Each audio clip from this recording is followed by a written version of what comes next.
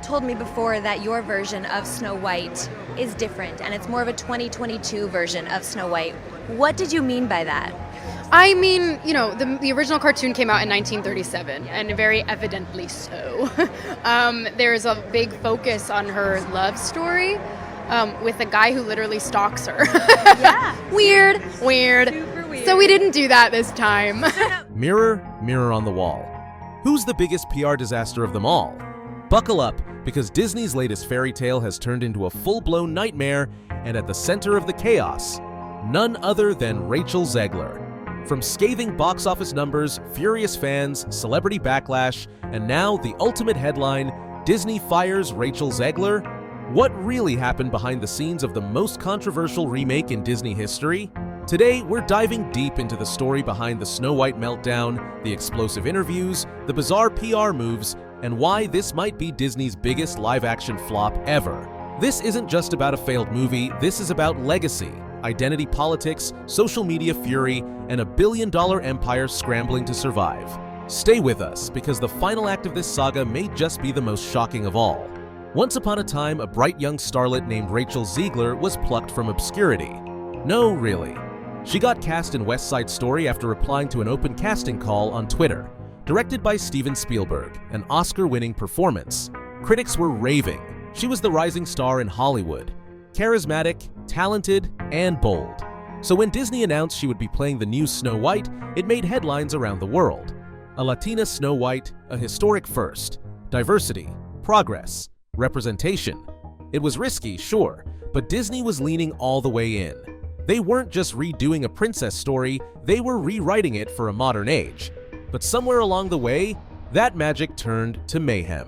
From the jump, Zegler was never shy about her opinions. She gave interviews calling the original 1937 Snow White weird. She openly mocked the prince character, calling him a creepy stalker. She even said she only watched the film once as a child because it scared her.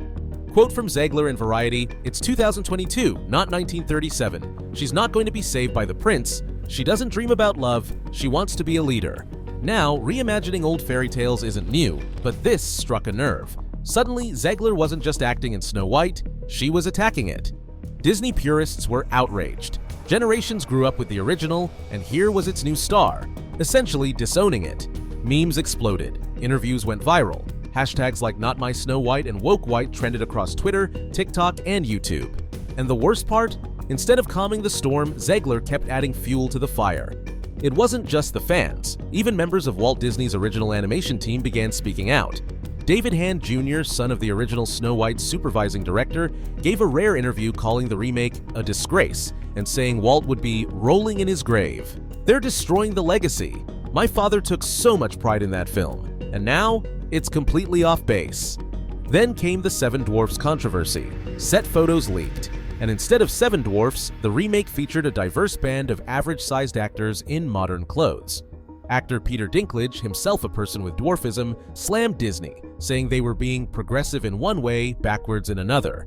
Even Jason Acuna, Wee Man, joined the conversation, accusing Disney of replacing actual dwarf roles with CGI or average-height extras, calling it a slap in the face. At this point, Disney had lost control of the narrative. They weren't leading the story, they were reacting to it. And Rachel Zegler, she was in the eye of the storm.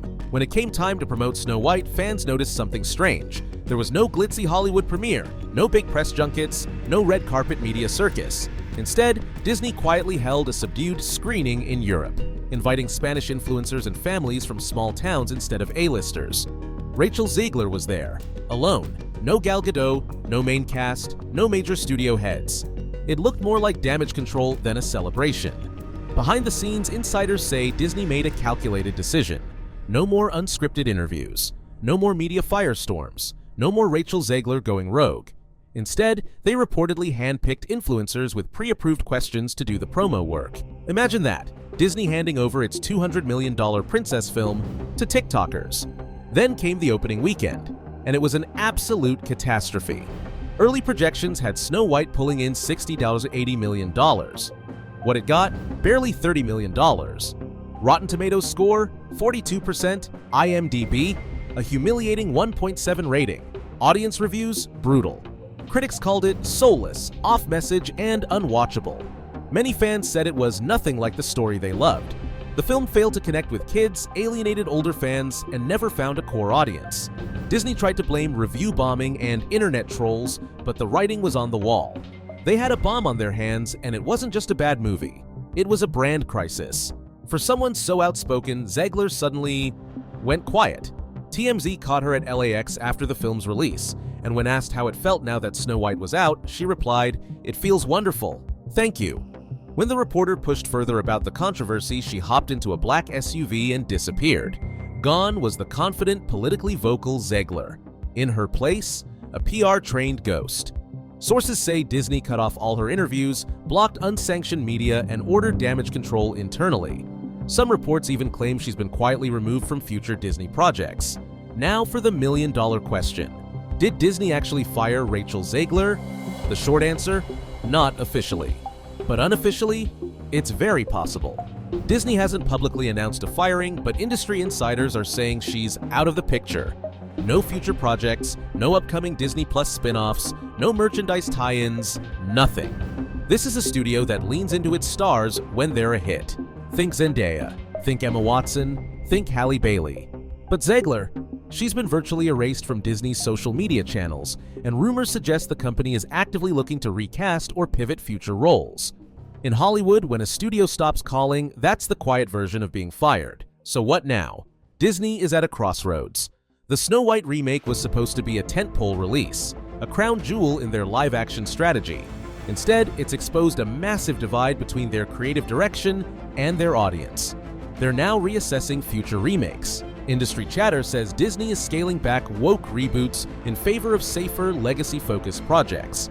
There are even rumors the next live-action projects will prioritize original storytelling or faithful adaptations, not ideological reimaginings.